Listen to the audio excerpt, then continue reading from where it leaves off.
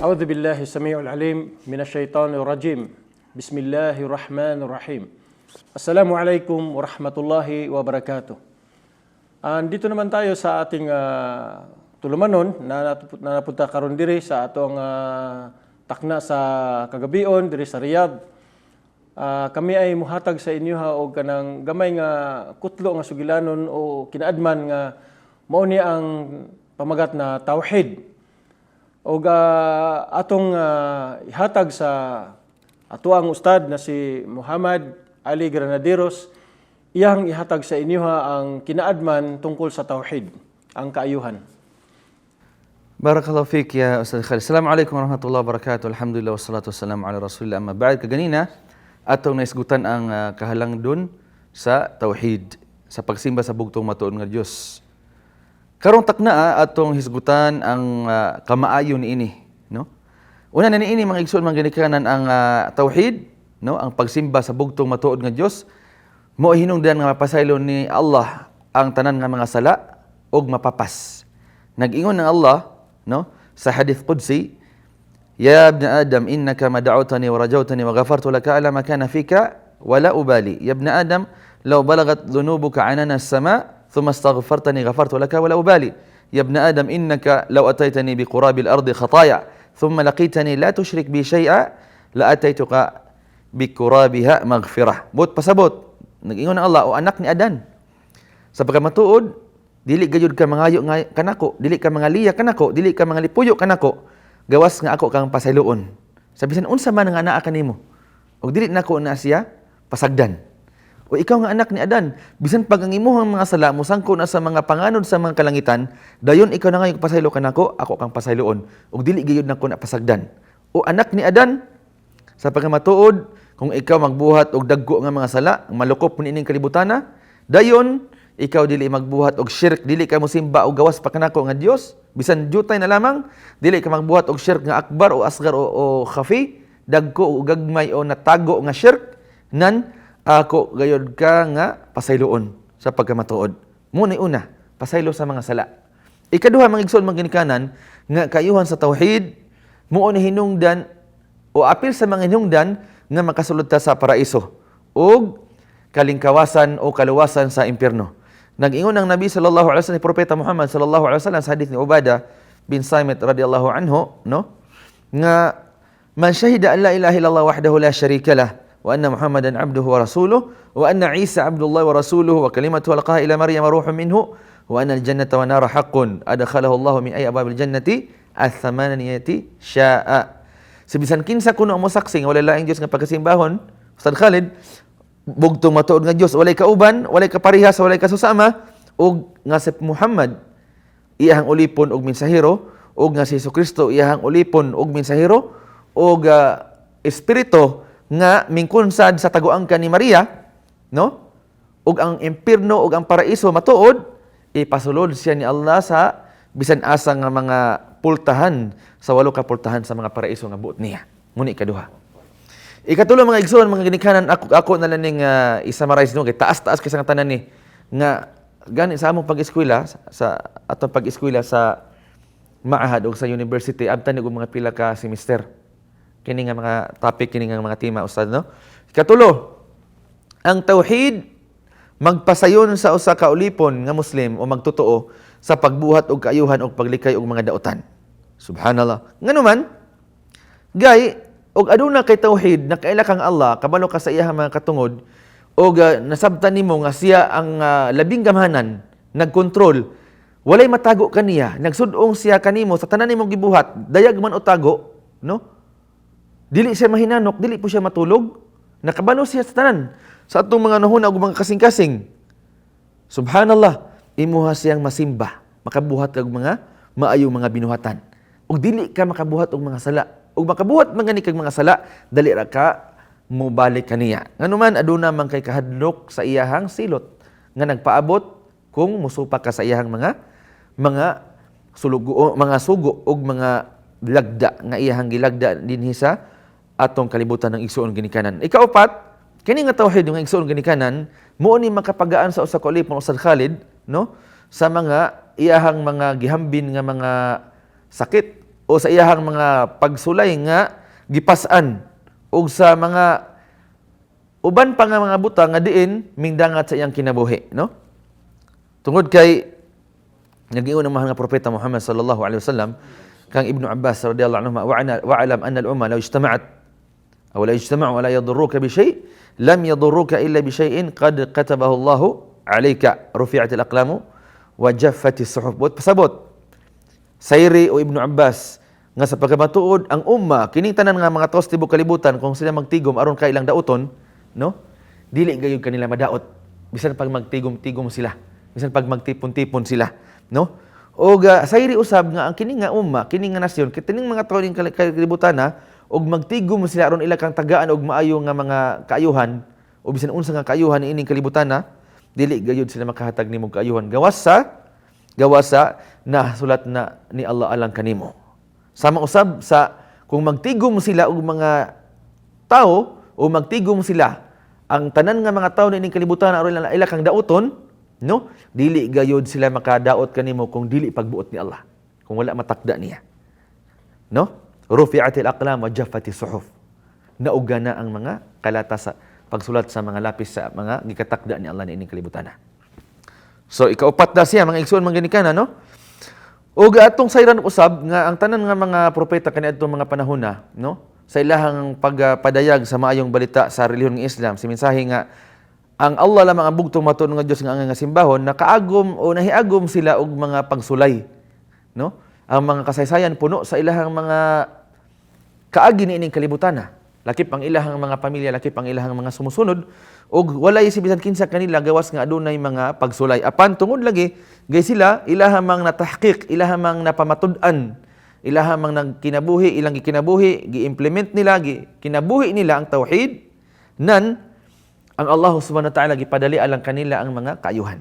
O gilikay sila sa mga butang nga nahiagom ang ubang mga tao nga wala magtuman sa tauhid. Kalima, lakip sa bantugan nga kayuhan ining tauhid igsuon ginikanan, no? Maunay makapagula sumala sa akong kikingon at tumiyag si man Ustad Khalid, makapagula sa usa ka tawo sa pagkaulipon sa mga sama niya nga mga mugna o nilalang. Nga naman, gay ang iyang kasing-kasing dili naman konektado na ining mga sama niya nga mga tao. Didto naman manghimong konektado kang Allah subhanahu wa ta'ala. But ipasabot tanan niya nga gibuhat, tanan niya nga mga panultihon, tanan niya nga mga desisyon na kinabuhi niya o kamatayon alang lamang kang Allah o wala na ilain pa. Ingunan lang iyang kinabuhi. Qul inna salati wa nusuki wa mahyaya wa mamati lillahi rabbil alamin la syarika la wa bidzalika umirtu wa ana minal muslimin. So lakip ni siya sa mga kaayuhan ni ini nga gitawag nato og tauhid mga igsuon, mga ginikanan og daghan pa kay sa tanang kayuhan sama sa ika-unom na ba ni Ustad Khalid? Mo ni hinungdan nga maangkon nato ang syafaa ni propeta Muhammad sallallahu alaihi wasallam yaumul qiyamah. Unsa man kining syafaa? Mo ni ang pinakadako nga intercession o ang pagtabang ni propeta kanato igsuon ginikanan. Gay matag usa kanato sa adlaw sa paghukom, dili ka makalawas kanako, dili pud ko makalawas kanimo. Bisan ikaw dili makalawas sa imong ginikanan, ni ang imong mangginikanan makalawas kanimo. Apan adunay mga tawo nga mamahimo nga intercessor sa adlaw sa paghukom, no? Intercessor mo ay magpatunga aron ka mas mapasulod sa paraiso o dili ba ka malingkawas sa mga nahiaguman nga mga silot sa ubang mga tawo nga wala sa tauhid didto sa impierno. So tungod niya na si bisan kinsa nga naay tauhid makaangkon siya sa syafaa ni propeta Muhammad sallallahu alaihi wasallam. Gipangutanan ni Abu Hurairah radhiyallahu anhu usa sa mga disipulo ni propeta Muhammad si Muhammad sallallahu alaihi wasallam ug nag-ingon siya, ya Rasulullah, man as'adu nas bi syafa'atika yaumil qiyamah. Kinsa ang pinaka malipayon nga tao sa imong syafaa, sa imong pagpatunga, tadiwala namo og sa Allah adlaw sa paghukom, adlaw sa pagkabanhaw. Tubag ni propeta Muhammad sallallahu alaihi wasallam ka Abu Hurairah radhiyallahu anhu usa sa mga disipulo, as'adun nasi bi syafaati yaumil qiyamah man qala la ilaha illallah khalisan min qalbihi aw nafsihi. Ang pinaka malipayong tao sa akong syafaa sa adlaw sa paghukom, siya nga nag-ingon og wala la ilaha illallah. Wala laing Diyos ang pangkasimbahon, gawas kang Allah nga kana kinasing-kasing sa iyang kaugalingon o dili ba ka sa iyahang dughan kinasing-kasing nga iya kini nalitok. Subhanallah. Oga ika-unom O ikapito, naam. Mao ni tinubdan sa kusog sa tao, no? Ang tao nga adunay tauhid, Ustad Khalid, naa siya kusog nga labaw pa sa uban nga mga tao nga normal nga walay tauhid. Dako nga panalitan niini kanang musimba ta og fajar kadlawon. Di ba adunay mga tigulang nga sila pa may maguna sa unang linya, sa unang saf? Ngano adunay mga tao nga permitig gym, barbell, permitig exercise, daggo kay mga palak. Apan nganong dili man sila makasimba og kadlawon? Kaya ang ilang kasing-kasing dili man ligon. Wala man si tauhid o dili ba kaluy ang ilang tauhid. Subhanallah. So kining tauhid mao ni makapadugang sa kusog sa tao. Ang luya mapakusog niya, ang kusog madugangan pa og dugang kusog. Subhanallah. Nag-ingon ang Allah Subhanahu wa ta'ala sa Quran, no? Idza sa'alta fas'alillah wa idza sta'anta fasta'in billah. Ug ikaw mangayo, pangayo kang Allah. Ug ikaw mangayog tabang, magpakitabang ka kang Allah Subhanahu wa ta'ala, no? Yazidkum quwwatan ila quwwatikum. Dugangan mo og kusog. Hangtod sa kusog pa nga inyong matagamtaman nga gihatag ni Allah Subhanahu wa ta'ala kung aduna may tinuod nga tauhid. So mo to ika. Dirita sa ikawalo. Kining tauhid igsoon ginikanan mo ni tinubdan sa kahusay kalinaw og sa giya. Tinuod nga kahusay, tinuod nga kalinaw og tinuod nga giya. Nganuman ang muwahhid, no? Ang magsisimba kang Allah isip bugtong matuod nga Dios og naglikay sa pagsimbag bakak nga mga Dios, no? Og tanan niya nga mga gipangbuhat, no? Gawas og layo sa mga shirk, either kana nga shirk buhat, pulong o dili ba kaha pagtuo, makatagamtam siya og tumang giya nga gikan kang Allah. Og tinuod nga kahapsay og kalinaw. Dinhi ining kalibutana og ilabi na sa adlaw sa paghukom. Unsa giingon ni Allah Subhanahu wa ta'ala sa suratul An'am aya number 82 ika-82 nga aya sa suratul An'am, alladhina amanu wa lam yalbisu imanahum bidhulmin ulaika lahumul amnu wa hum muhtadun. Sila nga mga nagtuo kang Allah og sa unom kahaligi sa pagtuo, nagtuo kang Allah sa iyang mga manulunda, sa iyang mga anghel, adlaw sa paghukom, sa mga propeta, mga kasulatan, mga libro og sa gikatakda maayo man o dili, og wala nila saguli ang ilang iman, ang ilang pagtuo og zulm. Unsa man ang zulm? Ang zulm nga pinakadako nga sala mao ang shirk.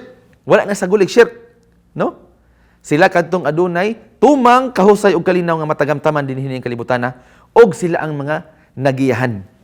Subhanallah. Ngano man, inna syirka la zulmun azim. Nag-ingon si Luqman alayhi salam, nag-ingon ang Allah Subhanahu wa ta'ala sa pagmatuod ang shirk, ang pagsimbag bakak nga mga Dios, ang pag-ila og Dios gawas pa kang Allah, mao nay pinakadako nga sala nga dili gayud mapasaylo ni Allah. Kung ang tawo mamatay ni ana nga wala siya kapangayong pasaylo. Subhanallah. So si bisan kinsa ang adunay tauhid, siya ang makaangkon sa tinuod, tukma og kumpleto nga kahusay og kalinaw og walay duda, walay pagduha-duha nga giya dinhin ining kalibutan og ilabi na sa adlaw sa paghukom mga igsoon mga ginikanan. Subhanallah. Og ikasiyam, no? Ustad Khalid, ikasiyam na ba? Nung ikasiyam. Og mo ni katapusan insyaallah tadaghan kay sa tanan, no? Dinhin nato kutubon. Ang ikasiyam mo ni hinungdan nga malingkawas ang usa ka tawo sa mga daghan nga mga butang nga mga makadaot kaniya. Sama pananglitan sa panahon ni Yusuf alayhi salam. Sa dihang siya gikasayaan sa iyang mga igsuon o nagplano sila. Hangtod nga ilahang gitambog si Yusuf alayhi salam, si Jose dito sa patay nga tabay. Tabay. Dayon adunay nakakutlo kaniya, adunay nakakita kaniya nga usa ka karavan. Dayon gibaligya siya sa dato nga naa sa Egypt o sa Misr. Dayon nahimo siya nga sulugoon didto. Dayon gituboy siya nga nahimo nga usa sa mga kasaligan. Apan ang asawa ni adto nga gobernador tungod lang sa kagwapo ni Yusuf o ni Jose naikag kaniya. Moto nga gitakluban, gisadaan ang mga bintana ug ang mga pultahan og kuan siya gitintal. Wala siya mosugot. Gina siya tauhid. Na siya kahadlok. Kanang kahadlok ikan sa tauhid. Ngano man, dili man ka mahadlok sa Allah kung wala ka makaila ka sa tinuod nga kahadlok o tinuod nga pag-ila. Di ba? Dayon nag-ingon ganito siya sa dihang napa siya sa iyang sa iyang prisuhan katong gipriso na siya. Gingan niya ang duha ka laki nga na priso. Ya sahibay sijin arbabun mutafarriquna khairun amillahul wahidul qahar. O mga piniriso, duha ka mga piniriso. Kauban ako. Ang daghan ba nga mga Dios nga nagkatibulaag, no? Mas maayo kaysa sa Allah, bugtong matuod nga Dios ang pinakagamhanan. Subhanallah. So, alhamdulillah, hanggang dito na lang tayo, Ustad. At so, sa mga viewers, kabalo na mo nga ang pasabot sa tauhid ay musimba lamang ta sa usa ka Ginoo nga makagagahom sa tanan nga walay kauban, walay kaparis, walay kapartner, walay kahalo sa iyahang pagka-Diyos. Siya lang mag-isa, wala siya'y kasama. So hanggang dito na lamang, hanggang sa susunod. Marami pong salamat. Jazakumullahu khairan wa akhiru dawana anil hamdulillahi rabbil alamin. Salamat Ustad. At hanggang dito na lang. Marami pong salamat.